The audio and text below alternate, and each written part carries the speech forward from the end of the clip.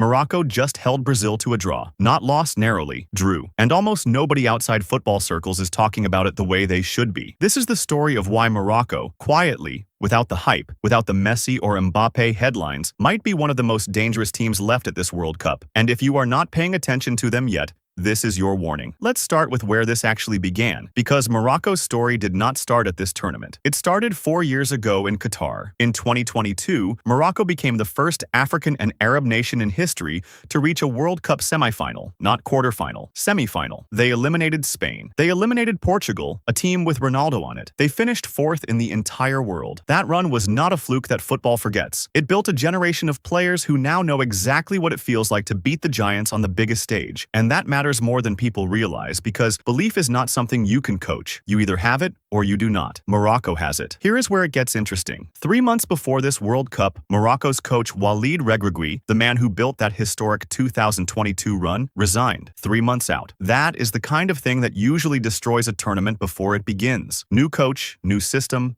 no time to adjust, players confused about their roles. The man who walked into that pressure cooker was Mohamed Ouabi, and his resume tells you everything about why Morocco's football federation trusted him anyway. Ouabi had just led Morocco's under-20 team to the World Cup title in 2025. He beat the United States in the quarterfinals, beat France on penalties in the semifinals, and beat Argentina 2-0 in the final. Let that sink in. He beat Argentina in a World Cup final before he ever coached the senior team. This was his first senior head coaching job, and he stepped into it without hesitation. In theory, that kind of last-minute change should have been chaos. In practice, it barely showed. Morocco's qualification campaign for this tournament was not just good, it was close to perfect. 8 wins from 8 matches, 22 goals scored, only 2 conceded, 6 clean sheets. They became the first African nation to officially qualify for this World Cup. This sounds like a team building quietly towards something. It is not a coincidence. So let's talk about the squad, because this is where Morocco separates itself from most teams people consider dark horses. Their captain is Achraf Hakimi, who just won the Champions League with PSG and walked into this tournament as one of the best fullbacks on the planet. Not one of the best African fullbacks. One of the best fullbacks,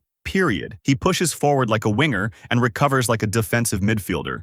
And almost everything Morocco creates going forward flows through his side of the pitch. Then there is Brahim Diaz, the creative engine, a Real Madrid player who was born in Spain to Moroccan parents and chose to represent Morocco instead. He finished as top scorer at the Africa Cup of Nations in 2025 with 5 goals in 5 games, becoming the first player in history to score in every single group match and then continue scoring into the knockout rounds of that tournament. He carries some baggage into this World Cup too. He missed a crucial penalty in that AFCON final against Senegal, a final that, by the way, ended in chaos when Senegal's players walked off the pitch in protest after a controversial penalty decision. CAF later stripped Senegal of the title and awarded it to Morocco. That is a genuinely wild story for another video entirely. But the point here is, Diaz has something to prove, and players with something to prove tend to show up at World Cups. And then there is the name nobody outside hardcore football circles knew a few weeks ago. 18-year-old midfielder Ayoub Bouadi. He switched international allegiance from France to Morocco. In his World Cup debut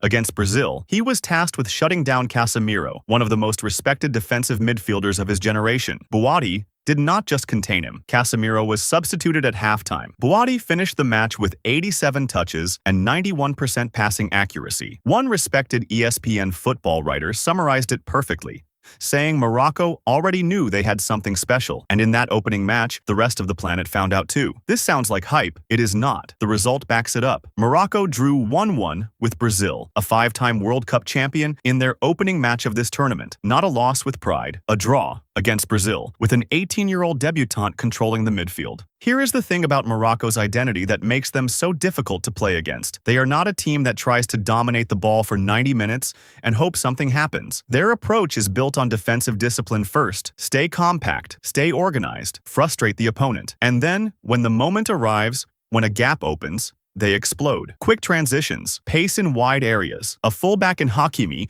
who can turn defense into attack in 4 seconds. This is not flashy football built for highlight reels. This is football built to beat teams that are supposed to beat you. And the schedule sets up well for them. After holding Brazil, Morocco face Scotland, and then tournament debutants Haiti. Advancing from this group is considered, by most analysts, the bare minimum expectation for this roster. The ceiling is what makes this interesting. A quarterfinal is being called realistic, matching their 20 2022 run and reaching a semifinal again is not out of the question. Not with this squad, not with a coach who has already beaten Argentina in a final. Even if it was at youth level, whether Morocco actually goes all the way is impossible to know right now. World Cups are brutal, and one bad refereeing decision or one injury to Hakimi can change everything. But here is what we do know. This is a team with the spine of veterans who have already proven they can beat the best teams in the world, combined with young talent that is announcing itself on the biggest stage possible, coached by a man who has never lost a tournament final in his career so far. Most people are watching this World Cup for Messi, for Mbappe,